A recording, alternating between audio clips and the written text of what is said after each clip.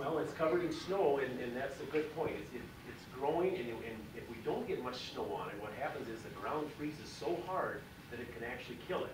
So it can go dormant. It just basically goes to sleep like an animal or a bear goes dormant in the wintertime. It goes dormant, but the little roots are still alive as long as it gets some snow on it, and then boom, it comes up in the On our farm, those are the Holstein. If you haven't seen them before, that's a picture of my husband Mike and I with cows in the background. Now the baby calves are sure cute, and they are fed with little bottles like that, just like a baby would be, or they're bucket calves that drink the milk, and a bucket that has a nipple on the end is what the calves and help feed them when I watch my grandkids.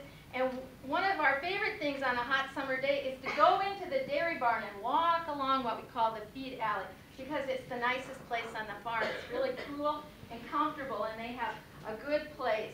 Now they come in on two sides of the barn into what we call the parlor. There's 6 on this side and 6 on that side. So how many is that again? 12. Oh yeah, because you're 4th graders. I should have asked that to kindergartners, right?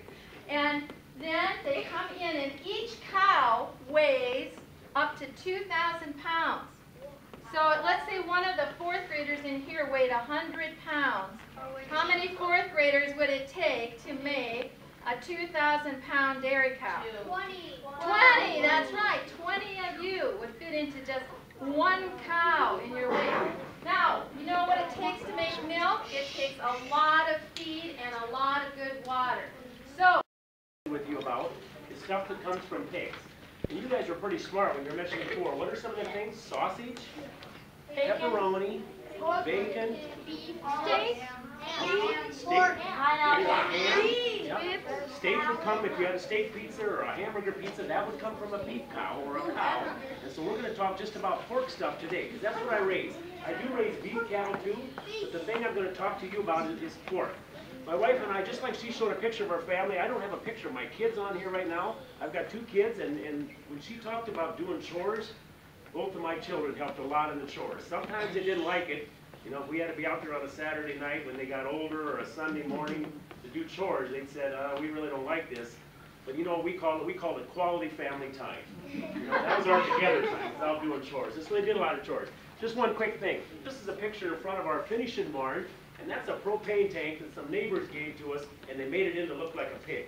It's got the pink nose, they put ears on it, and we're kind of proud of that thing. I'm going to take you and show you kind of our operation. This is our building that we put pigs in.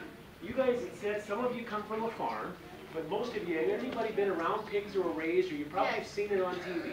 Some have. When you see it on TV, and I'm not real up on the movies, but Charlotte's Web and some of them others that showed the pigs in there, they were in the mud, right? And you've seen them outside. We generally do not raise pigs like that anymore.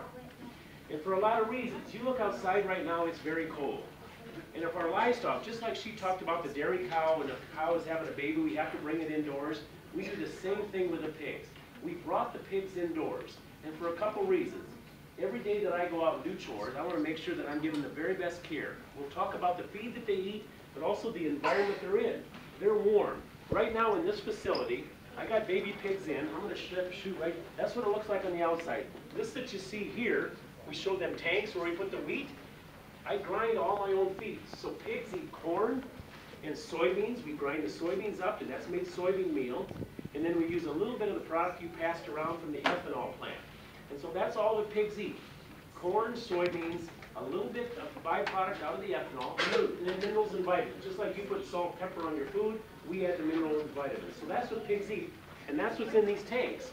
Every day I grind feed for my pigs to eat in that building. Let's take a look at these pigs.